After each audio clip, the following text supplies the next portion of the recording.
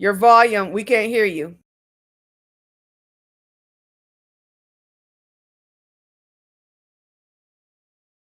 Your volume, we can't hear you. We still can't hear you.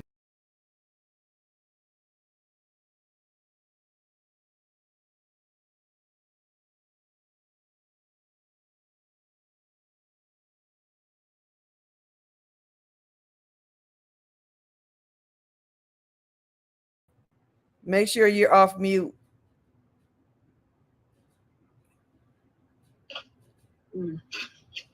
Yeah, he is off mute. Make sure you're off mute. It's a fun thing to do. Yeah, he is off mute. Okay, you may have to jump off and come back in because your volume, we can't hear you. Yeah, he is off mute. Okay, you may have to jump off and come back in because your volume.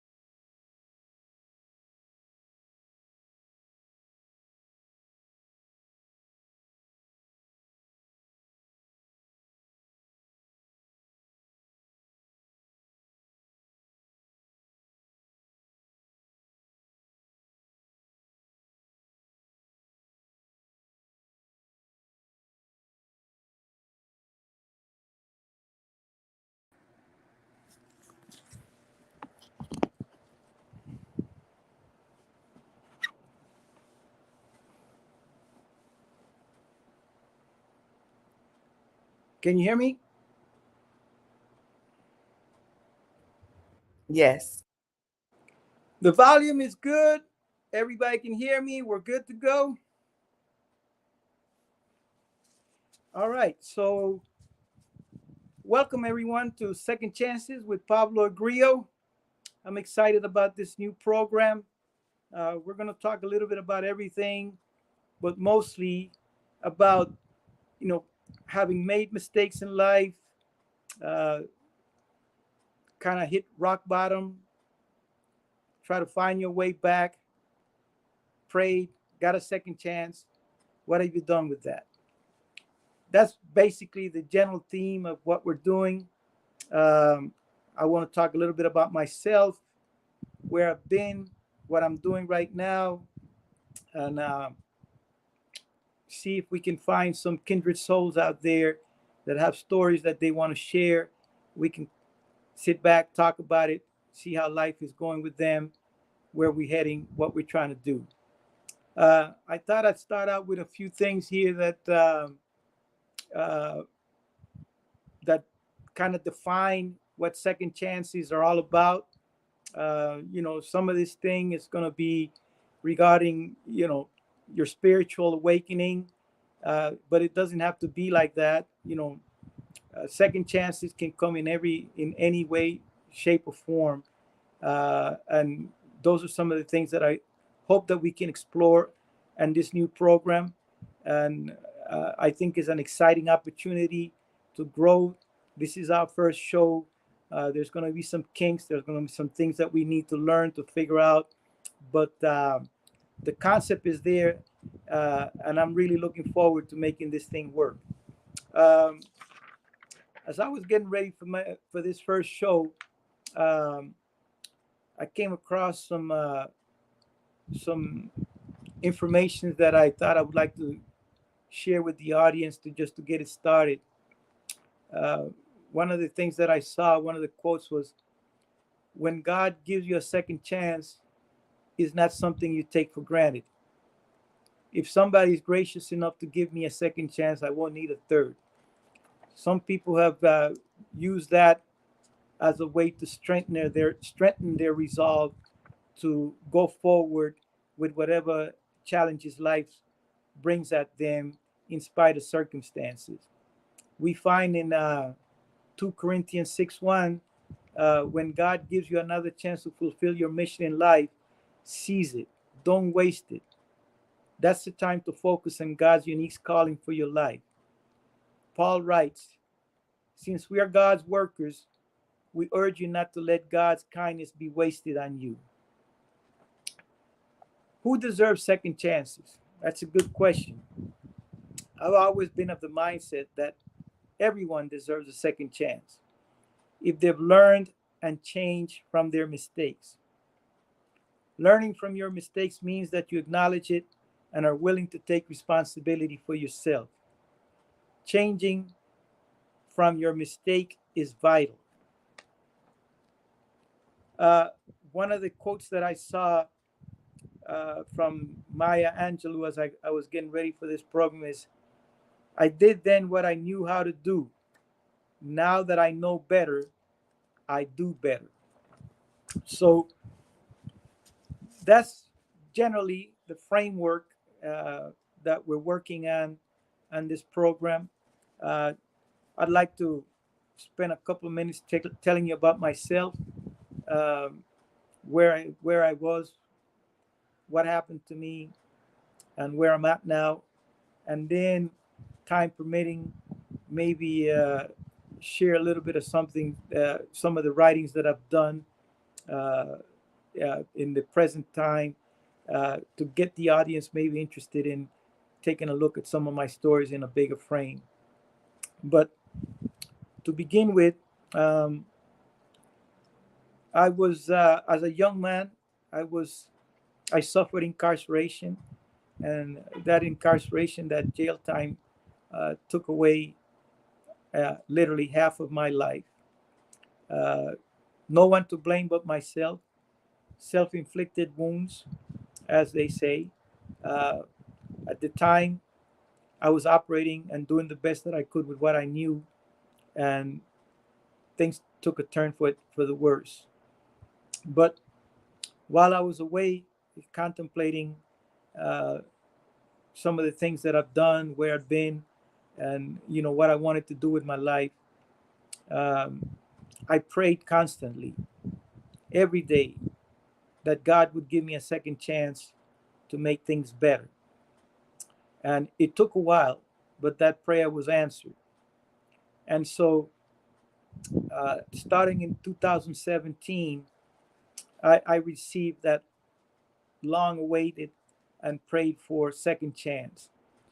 And it's only been maybe 6 years, 7 years now, since that second chance came. And part of the motivating factor for this program is, trying to share with people, uh, anyone who would like to listen, what it takes, and when you make a commitment to uh, do what God wants you to do as opposed to what you want to do. And I have a good job now. I have a family, and I've also had the opportunity to put some of my talents to work by writing short stories. Some of these stories have to do with uh, issues that have experienced, not only as a growing up as a young man, but also as an adult. Uh, some of them dealing with trauma, some of them dealing with mental health issues, some of them dealing with PTSD. All the things that I've experienced that make me the person that I am today. I've written a couple of books. One book was a memoir that basically tells the story of, you know, what happened to me, how I ended up where I ended up. And the second book, which was recently published, uh, it's a, you know, compilation of short stories that I've written that delve a little bit more in depth with some of the, traumas that I've experienced in life. The stories are not all true. They're a combination of fact and fiction, but they serve as therapy, and uh, they help me to cope and manage with my daily life. And so, uh, as you can see, in a short period of time, 7 years, 6 years, that's not much. But I would hope that, what I've accomplished in that short period of time would serve uh, as inspiration and, you know, something that others would want to emulate, that have experienced hardship in their lives and are looking for something to hold on, something that would help them make it through to the next day and to keep going. I mean, we all experience ups and downs in life. Some of these ups and downs are a little harder than others, uh, and they come at you from all walks of life. Uh, you know, it could happen to people that are entertainers. It could happen to people that uh, are in sports, politicians, doctors, ordinary people, citizens, your neighbors. Uh, Everybody faces some kind of hardship in life at some point in time. And the question is, how are you going to manage that? How are you going to cope with it? What are you going to do with that? And those of us who learn from those mistakes or find a way to get off the mat after you've been knocked down and try to turn your life around to do something better. These are the kinds of things that keep me going, that inspire me, and that I want to spend some time talking to you about. Uh, Not everyone wants to share with the world, the bad things that they've done or the difficult experiences that they've had, and that's okay. That sort of thing is not for everyone. Some people want to remain in the background and don't want to put themselves out there like that. Uh, Personally, I, you know, there is nothing that I feel that, you should want to keep a secret, because secrets are part of the problem that we experience when we have anxiety and stress and depression and all these things. I think that, you know, the more you talk about some of the things that are bothering you, the easier it is for you to manage your life, because you put things out there and you never know when you're going to get some good advice, or you're going to run into somebody who has a different perspective on things and can steer you in a different direction, or to help you manage whatever it is that is bothering you. So that's the path that I choose. And if someone else out there feels that uh, that's something that they want to do, I'm here to help. Whatever I can do to help you get in that direction, that would be fine. Uh, I also hope that in time, we can expand the program. Maybe get some guests down here that have gone through some things that they wouldn't mind sharing with others, talking about it, uh, seeing how they manage, how they coped, the difficult times, how things were going with them, and where they're at now in their lives. What have they learned? What have they done with their second chance, the opportunity that they got? and where they plan to go with that. And hopefully, in these conversations, as we move forward, more and more people will join us, and there'll be a forum here that we can all participate in, and share our own personal experiences. So that being said, then, um, let me tell you that uh, one of the toughest things that, you know, anyone can experience. I mean, there's so many things that can go wrong with people's lives, but one of the toughest things that anyone can experience is having your liberty and your property taken away from you. You think that you're doing the right thing. You think you're moving up in the world, and next thing you know, you're behind bars and your life is turned upside down. And you know, a lot of things can happen. Many things go through your mind. Sometimes you battle despair, you battle hopelessness, and you're not really sure if you're ever going to come back, especially if you're doing time that carries with it a life sentence. You never know, what other people are going to do when they have the power to decide whether or not you should regain your freedom. It's always a dicey proposition, but um, what do you do with that? I remember when I was down uh, at that time, one of the biggest heroes or figures that I followed, and the way that they cope with their particular situation was the former South African president Nelson Mandela.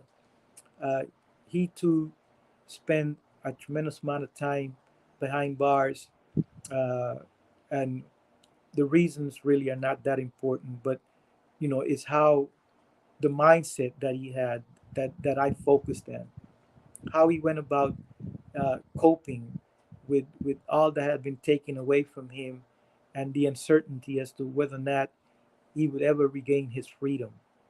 And I think that you know most people in the world uh, are familiar with that story. Uh, Mr. Nelson Mandela not only was freed eventually, but he went on to become president of South Africa, and an inspirational figure to people all over the world. And yeah, one of the things that impressed me the most about him, and that uh, I tried to emulate, was how, after all that had happened to him, when he left prison, he was a man at peace. He did not come out of prison angry. He did not come out of prison seeking revenge. He did not come out of prison trying to get even with anyone. He just wanted to move forward, and with a forgiving heart. Uh, Many times I saw him in interviews talking about what had happened to him, and it never once did I hear him say anything negative about anyone. Uh, he was very supportive and loving and kind, and just wanted to make things better for everyone, especially for the people of South Africa, his people. And that was something that I found extremely impressive, because it's not easy. It's not easy to suffer humiliation, embarrassment, to be treated like an animal, to be robbed of your humanity, and to turn the face and say, you know what, I'm not going to focus on that. I'm just going to try to focus on being a better person today, and trying to move forward with my life. Now, I'm not sure if people are making comments. I'm wearing my glasses and it's a small screen, and I can't read what everybody's saying, but I do appreciate anyone who's jumping in and offering their support. Um, Maybe if I can see the replay of this later on, I'll be able to uh, respond to some of these comments. But I do appreciate the support. Those of you who are listening, those of you who are chiming in, I ask you that you please, if you like what I'm talking about, if you think that this is something that you want to support, hit the like or the subscribe button. We plan on doing this thing once a week, maybe just a half hour to start with, and it's going to be on Friday afternoons. I have a full-time job. I work all day. When I get home, I have to, put on the new face and try to get on this program. It's not easy, the preparation and the time that it takes to do these things. But I think that uh, this being the first program is pretty much a test run. But we'll see. We'll do more better. We'll have chance later on to study what we've done, how the time, what we talked about, how we can structure it better. But uh, I have ideas, and I'm hopeful, and I would like to. I think that this thing can turn out into something positive, something good for the community, and so we are going to try to do whatever we can to make this a successful program, and of course we got to communicate with people, we got to spread the word, we got to make sure that people tune in. We're going to figure all these things out, but I think this is a good beginning. There's people out there that know my story. I would like them to join me to come on. Maybe they can provide some questions or some directions, offer some clues as to things that they would like to hear about, talk about, discuss, that sort of thing. All that is welcome. There's no bad ideas. Anything that will make the program better. I'm open to suggestions, and we'll definitely be listening and incorporating and trying to do the best that we can to make sure that the community, the people that listen in, get something positive, something useful, something productive. Uh, I have a good amount of experience in a number of areas. I was a former law enforcement officer. I also studied law, and so and as I indicated, I've seen the criminal justice system from the other side. So there are people out there that uh, that are probably having some problems, some issues, dealing with difficult situations. Uh, yes, you can ask questions, and if I have answers, if I can use my own experience to try to help you out, I'll be more than happy to do that. So that's another angle that we can explore. Uh, there's also the spiritual angle here that I don't want to overlook.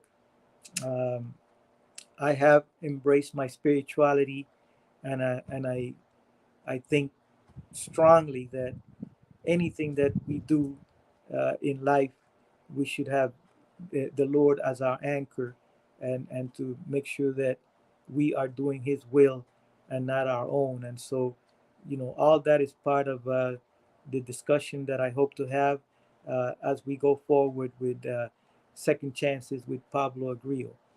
I have a couple of minutes before this segment ends, and I just want to take a moment to talk a little bit about my two books. Uh, the newest one is called Uncle Willie, and you can find these books on Amazon, Barnes and Noble, and also Lulu.com. Um, like I said, all these books are the culmination of dealing with trauma and trying to cope with things in a positive way. And I encourage you to please take a moment to see if you can get a copy of the book. You get a copy of the book, then we can maybe have a discussion about what you read. We can ask, we can see what you think, offer suggestions, whatever, anything that comes to your mind. We're willing to listen and see how we go about making improvements in future writings and telling more stories that will, you know, bring positive change to people that are listening. So we have a couple of minutes. I wanted to share a little excerpt from one of the stories that I wrote in my new book, Uncle Willie. This is from the story called Slice of Paradise. Hope you enjoy it. It says, "The moment was near. Decades of hoping and praying, countless sleepless nights spent trying to imagine how it would all play out. And of course, nothing in the imagined world could come close to what was about to take place. Isn't that how it always is? The day of the week carries no particular significance, but it was a Saturday in April. A couple of weeks earlier, he'd received a long forward message, a text message in keeping with the millennial preferred form of communication. It is not unusual for sons to write about their fathers. Nabokov did it so beautiful in My Russian Education, as did Hemingway in Fathers and Sons. But this is the story of a father reconnecting with his son. The father had been the architect, an engineer of the gulf of separation. Looking back now, he could see it was all about fear. He'd been afraid most, if not all, of his life. When in the midst of others, pretending not to be. When alone, terrified. He was never able to figure out who he could trust. People's intentions baffled him then and still did now. He'd spent a lifetime looking for someone who could provide answers to the important questions. And now, in the twilight of his life, was slowly beginning to come to terms with the fact that there was no one. Everyone had an agenda. You just had to figure out the give and take and stay in the black. Being in the red, in depth, meant just that, danger. And there's more. That's just a little taste of what the writing of Uncle Willie is all about. Uh, Please, if that caught your attention, if that's something that you think that you would like to enjoy reading and find out, what the conclusion is, go to Amazon.com or Barnes and Nobles or Lulu.com. Get yourself a copy of the Uncle Willie. Also, get the first book, In Pursuit of Happiness, which puts everything into context and helps you. It would help you get a better understanding for what the stories are all about and where they're coming from.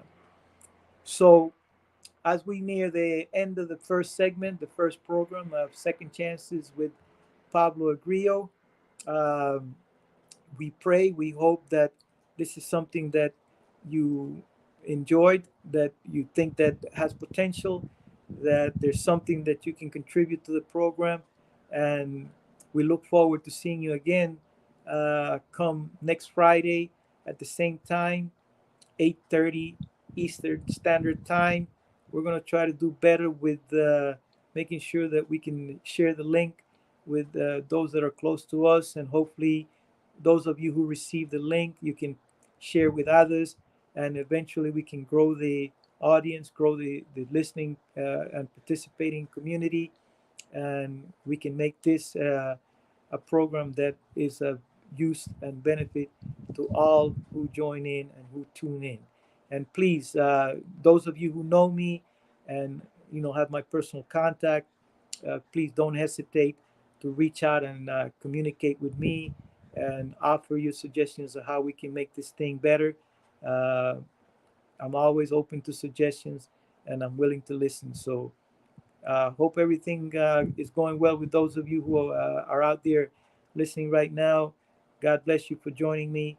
And until next time, this is Second Chances with Pablo Agrio. Take care.